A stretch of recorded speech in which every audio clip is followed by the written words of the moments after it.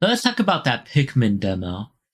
It's been like a couple days since it came out, and just yesterday. So like I'm a bit late, but I'm not completely late because just yesterday I did the whole thing that I've been seeing everywhere about people 100%ing the place. And like I did it by day 7 and I did 100% the whole sun speckled terrace or whatever it's called. And I got all the treasures, all the onions, all the castaways too. And it was fun. When the new game comes out, I'm still probably just gonna start fresh, obviously. Like that's what I'm thinking I'm gonna do. It was nice to play through the entire thing. I did stream 2 hours of it on my channel. Make sure to check out my other channels if you're interested in watching my gameplay. I got to like the third day, and then after I just played it myself for the rest until I 100% it. Because I mean, like I mentioned, I'm going to be restreaming the first days anyway, so. And so I thought it was deserving of its own video. But where to start?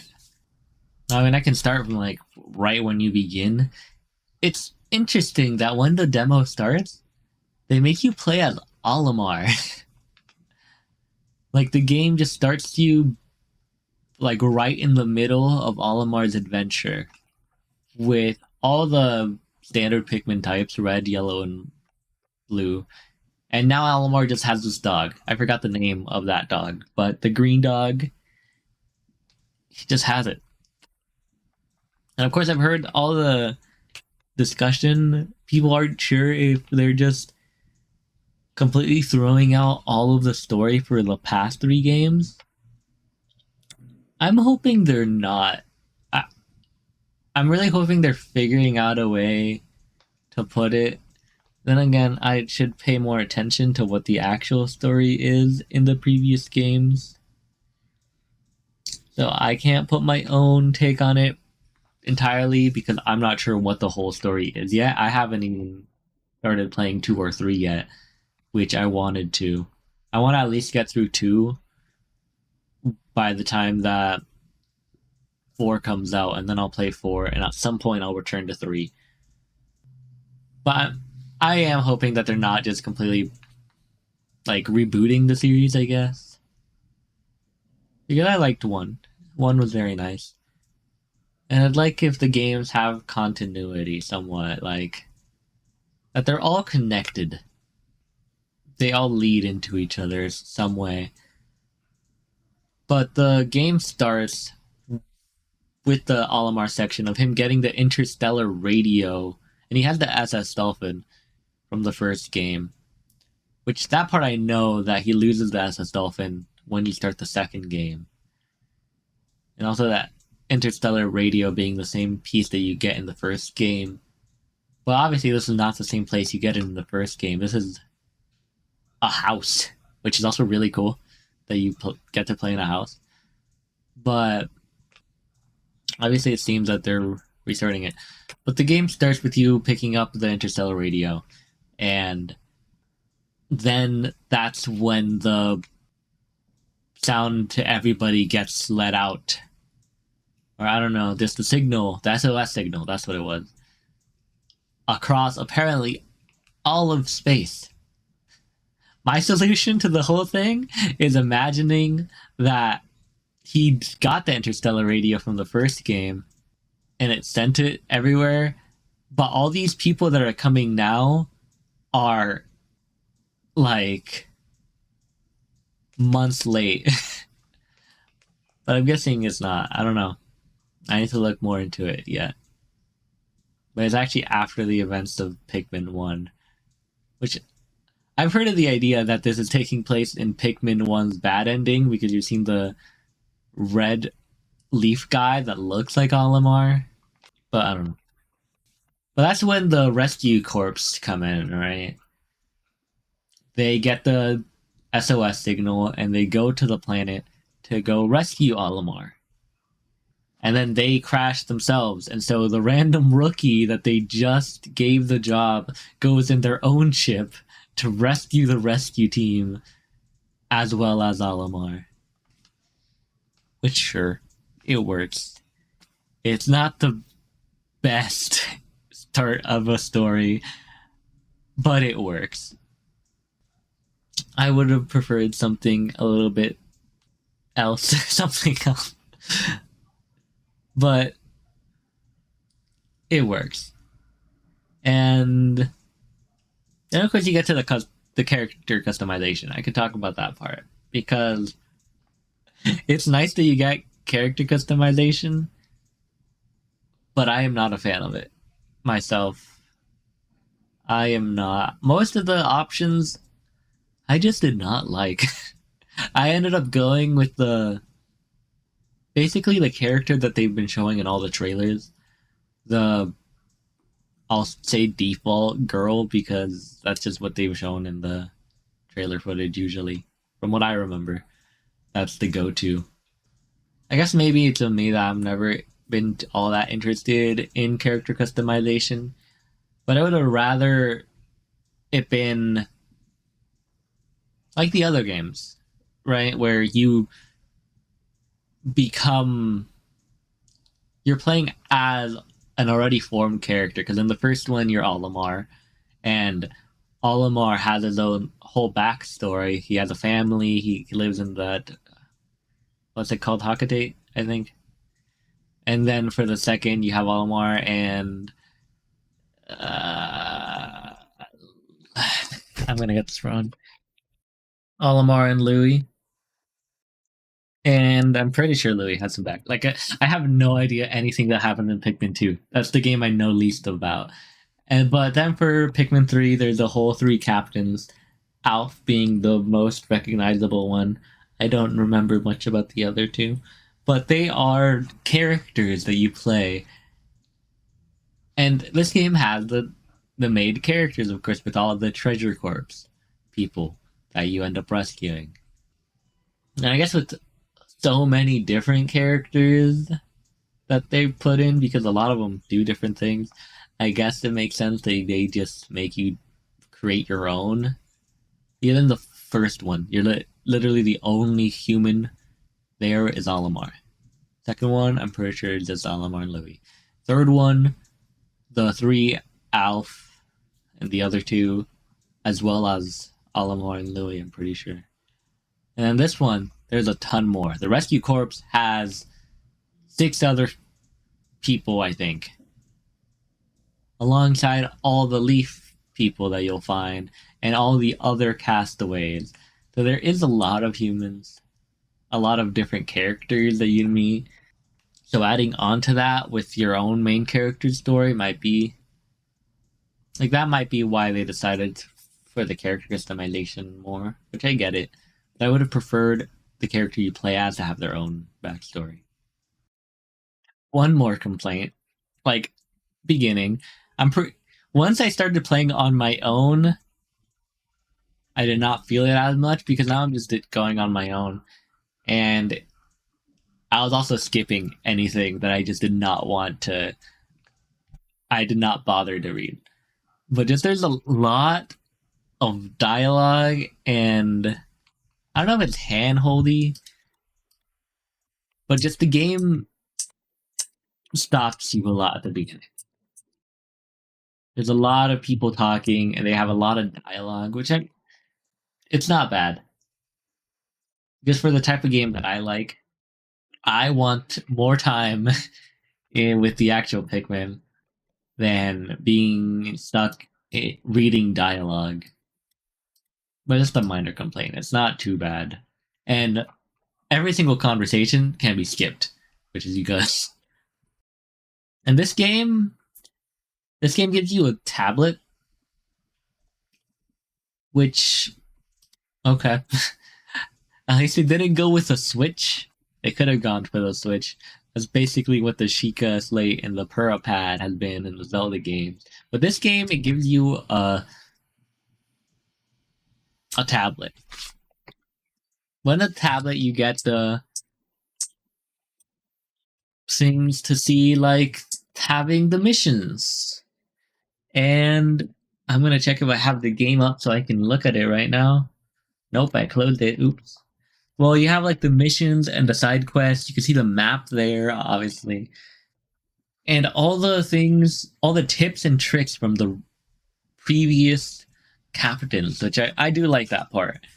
And it came in, it especially came in handy one time I went into one of the caves and I did not read whatsoever what the tip was or whatever before I jumped into the cave, but then I was able to go back into the guide and find that exact one that it showed up for me, and then I understood what I was supposed to do there in that area, which helped me out. So I do like that feature.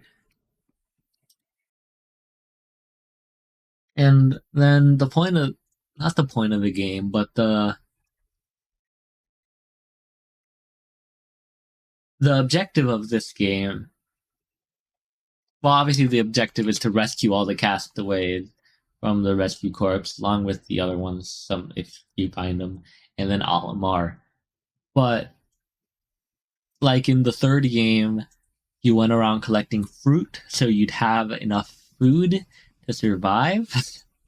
This one is not like that. This one is about collecting treasures so that you can get enough sparklium to run the ship. I've wanted to play Pikmin 3 because I like the fruit idea. I like the idea that you need to collect fruits or you're gonna literally die because you don't have food. I quite like that idea. But for this one, it works. At least the problem with the fruit thing is that it limits you to only getting fruit. In this one, you get a Game Boy at the beginning of the game, and that's one of the treasure items that you can collect. And like it counts enemies from caves, electronics, or any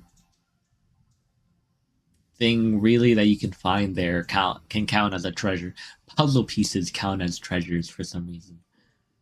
I don't know why puzzle piece would really count, but they count. And fruits also count as treasures in this. So it works. It keeps in line with the whole theme that all the games have been getting, so it works. So then I got into the first day, like the actual first day in the place, the sun speckled terrace. And one of the first things you find out, I think, is that there is a cap on Pikmin, which is new. It's definitely new.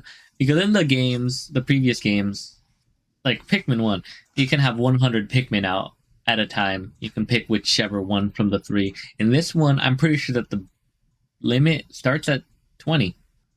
I think it's 20. And you can't get more Pikmin out except for 20 of whatever kind you want at the beginning. Like you start off and you can only get 20 red Pikmins out. After that, they stop throwing more out from the onion. And it's a limit, but it does make it more interesting. There's also another limit that I did not get to in my recording, but I did when I played by myself, that you can only have 3 Pikmin of a kind out at once. So in the demo, you can at least unlock all the 3 basic colors, red, yellow, blue, and then the ice Pikmin. But you can only have 3 of those out at a time. So red, yellow, ice, red, yellow, blue, or yellow, blue, ice. But you can't have all 4 out, which will make it more interesting, needing to organize your troops to know what you need to go looking for. You can't bring out just a certain amount of every single one. Only 3 types can be out at once, which is also interesting. I wonder if you can upgrade that, because with the total amount, you can upgrade that. When you find Flarlix, I think is what they're called, they upgrade your onion. And so by the end of the demo, I'm pretty sure you get 2. You can now get up to 40 Pikmin out at a time, which is better. And I don't know how high it gets, how like the most amount of Pikmin you can get. But it's nice that you can still upgrade that. And speaking about upgrades, There's also upgrades for you and Oatchi, the dog, which I'll get to the dog after. That's actually a good topic. But there's upgrades for you. Like, one of them is having a treasure gauge.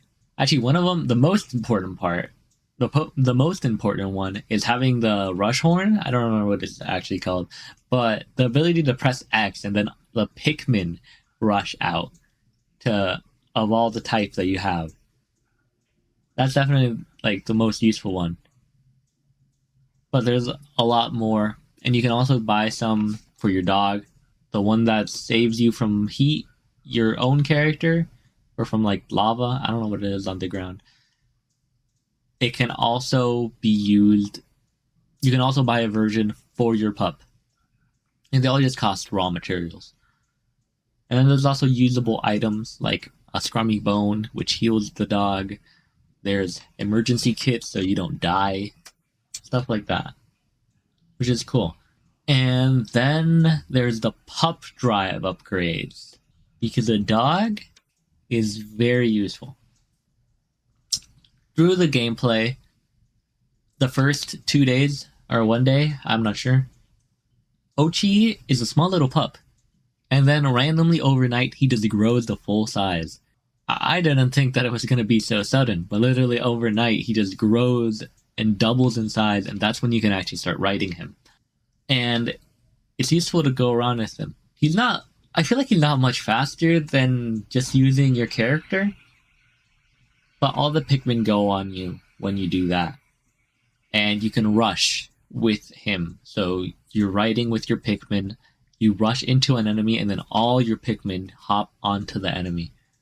Thing is though, I thought you'd be able to swim, but you can't.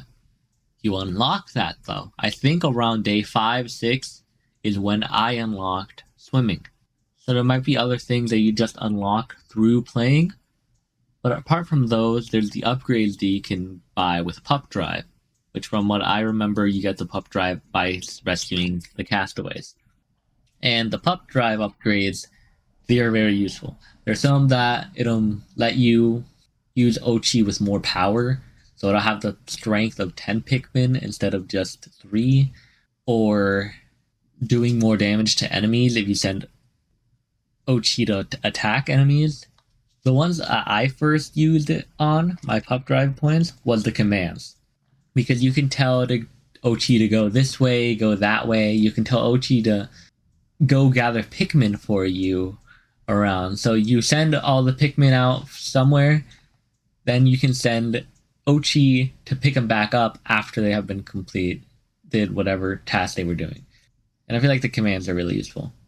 Funnily enough, though, I had no idea you could switch to Oatchi and control him. I don't know why, it slipped my mind because, I don't know, I guess I just wasn't looking on that certain part, but I had no idea that when you press Y, one of the options there was to switch to Oatchi. And Oatchi he's basically a second captain, because he can control the Pikmin more or less. And so you can use him as a second captain, pretty much. Send him off to a certain spot, and then he does things for you, pretty much. And I like it. I like that feature. Because being able to multitask, being able to manage both, the thing I've always wanted to do in Pikmin 3, I haven't gotten to it yet, but it always was being able to manage all 3 captains at a time and figuring out how to strategize in order to use them most effectively. I like that concept, and that being sort of back with Oatchi is nice. I want to be able to use Oatchi effectively so that we can get the most done by splitting off things or by working together. And Oatchi in general, it was definitely one of my favorite additions in this game. It's one that I've been looking forward to playing it. And I liked it when I actually got the upgrade to swim in water. That was a big plus, because I was looking forward to that part, because then you can, when you're able to go into the water with your Pikmin and travel across, there's going to be a lot more open to being able to do. Of course, there's a difference between the water Pikmin and being able to swim because the water Pikmin will be able to go into the water. And then there's obviously underwater portions that you'll be able to do there. But then also you can take all of your Pikmin under through the water and find new areas across it. Oh yeah, and have I mentioned how nice the first area is? It's pretty big. I think that it's pretty big. And it's just very nice to see. I like the graphics. I haven't heard what other people think yet about the graphics or about how the game looks, but I really like it.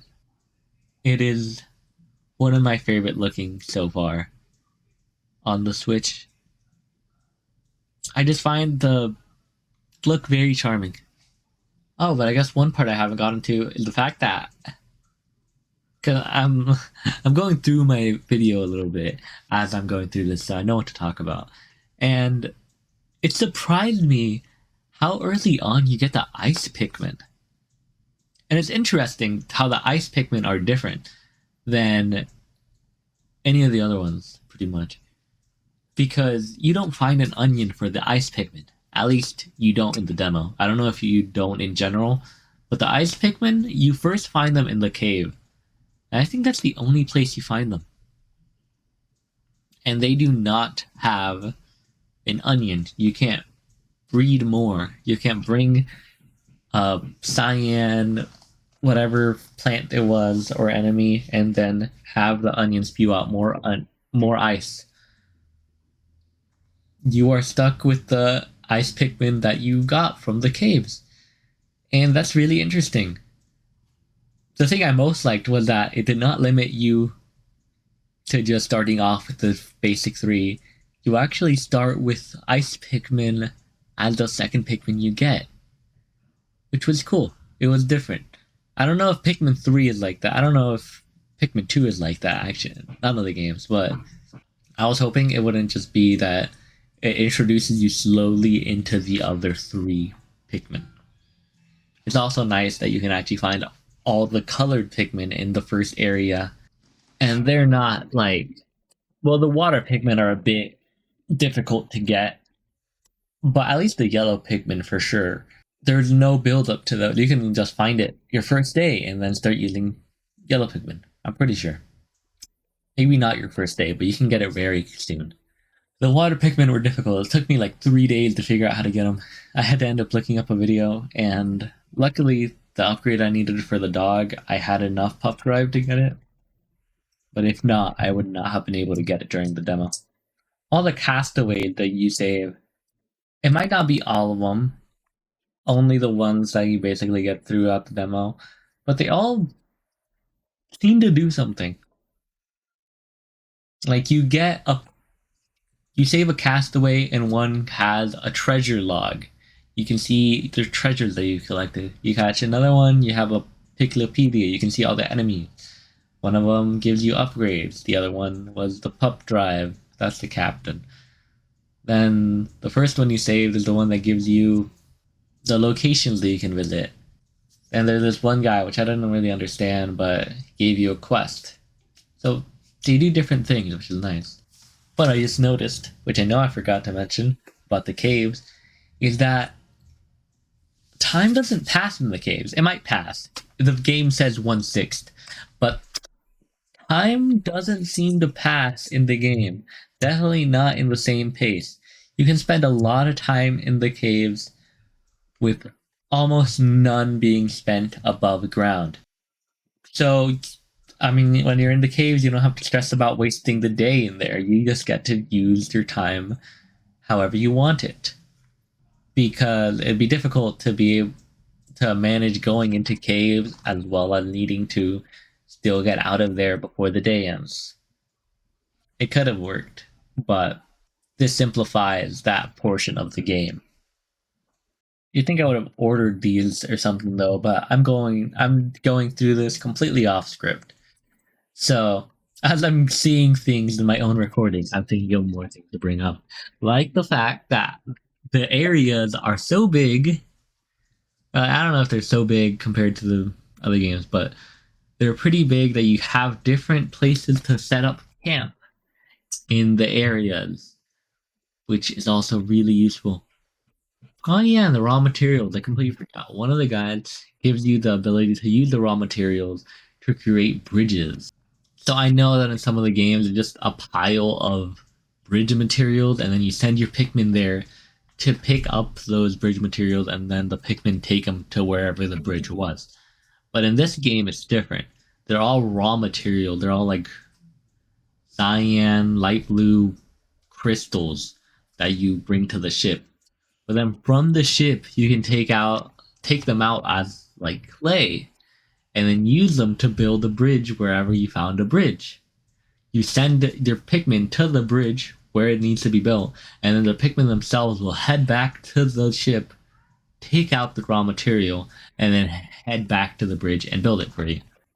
It's an interesting way to do it. I can't say if it's much better. I think it works with finding the raw bridge material there and then sending them, and then they themselves go to the bridge. It seems like a longer process needing to go back to the ship, get the thing, then back to the bridge. It's not bad by any means. And the raw materials are useful for a variety of things. So it gives another form of strategy needing to decide, do you use the raw materials for the bridge? Do you save them if you find a bridge? Do you save them up to use them for upgrades or items, or what do you use them for? There are definitely a lot more that I haven't seen.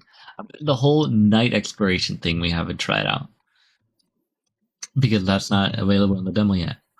But I know now. The Dandori battle. I haven't talked about the Dandori battles. On the recording, I actually didn't do the Dandori battles. I didn't get to that section until I started playing by myself.